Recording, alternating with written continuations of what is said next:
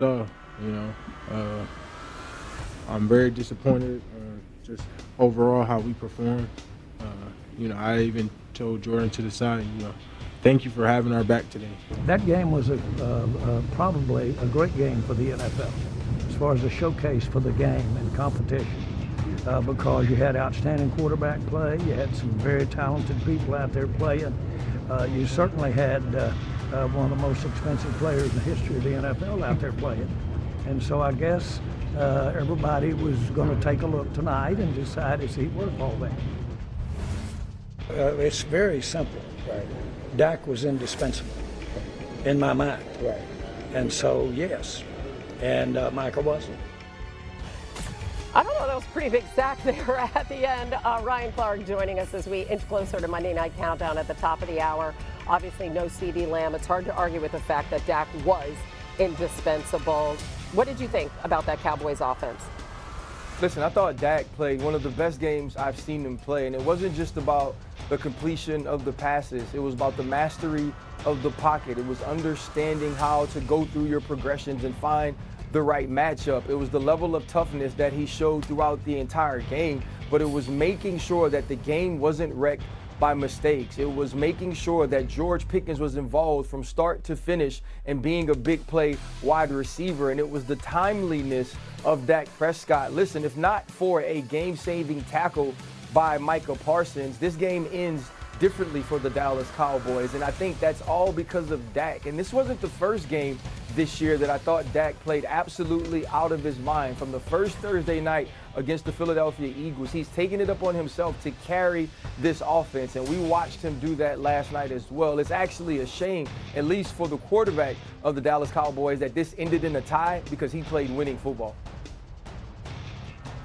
Yeah, Ryan, I saw folks asking, where was Micah Parsons on the stat sheet? Obviously, he had the game-saving tackle. He's unreal. Let me tell you, what you saw last night was that the best weapon, the best way to stop Micah Parsons isn't to double him, it's not to chip him, it's to have a quarterback play like an absolute machine. Dak Prescott on throws under 2.5 seconds went 12 for 14 for 127 yards and 2 touchdowns. I'm not actually that worried about the Packers defense. I think they just ran into a buzzsaw of a performance from the QB. Yes, George Pickens was too much for the cornerbacks to handle. They did get exposed a little bit. The Hobbs injury impacted them there. But to me, this was just about Dak Prescott in complete mastery of this offense. He has been unbelievable this year. And I agree with you, Ryan. I think this was one of the best games of his career, given the level of competition. Yeah, I thought outside of the quarterbacks, Parsons was the best player on the field. Last night, I don't want to say I'm concerned about the Packers defense, but I will say the thing that shocked me was the lack of rerouting to anybody in the Dallas Cowboys wide receiver group or tight ends.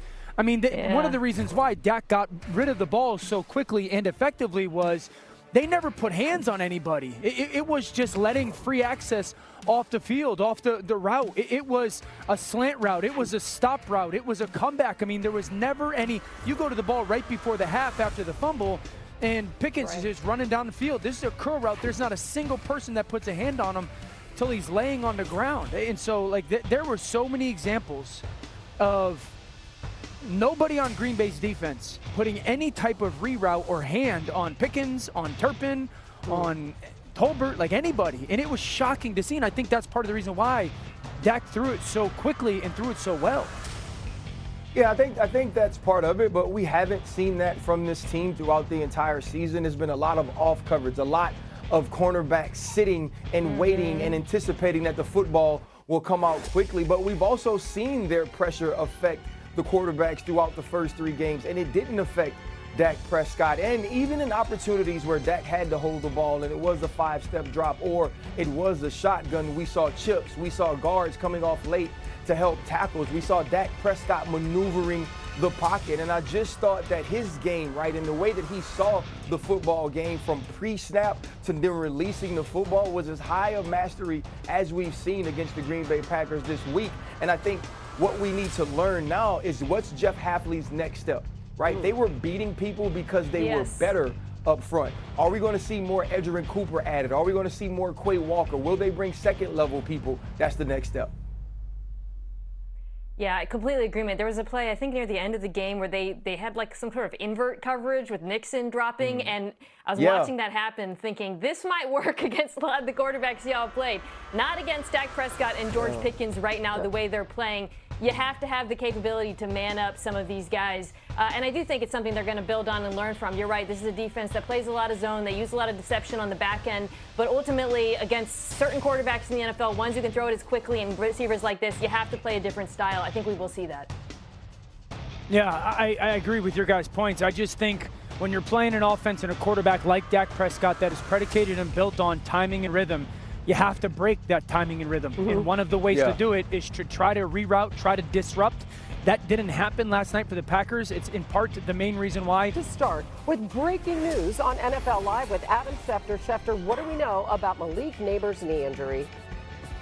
Hannah, Malik Neighbors does in fact have a torn ACL. An MRI this morning confirmed that Neighbors will be lost for the remainder of the season. Went down on this play yesterday against the Los Angeles Chargers. You saw him grab the knee in pain. You saw how uncomfortable he was. No surprise that it's a torn ACL. He now will begin to focus on 2026. Earlier in the same game, the Chargers had their Pro Bowl left tackle, Joe Alt, carted off the field. He had tests done. The initial tests were a high ankle sprain. He's getting a second opinion, but Alt actually wanted to come back in the game yesterday.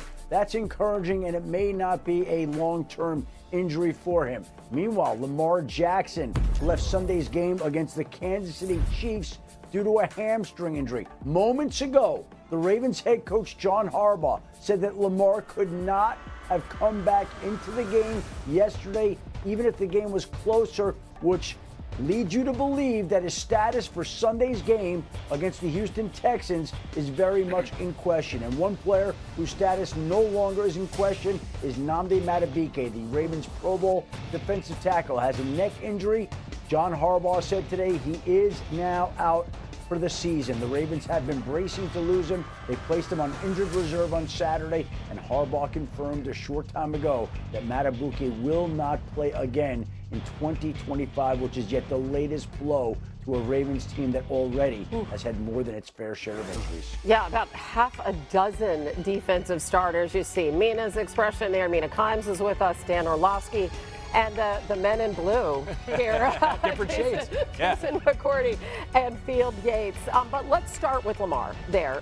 Dan, in addition to all of these other injuries, I know you're there in Miami where you're calling the game tonight. How concerned are you about this Lamar news?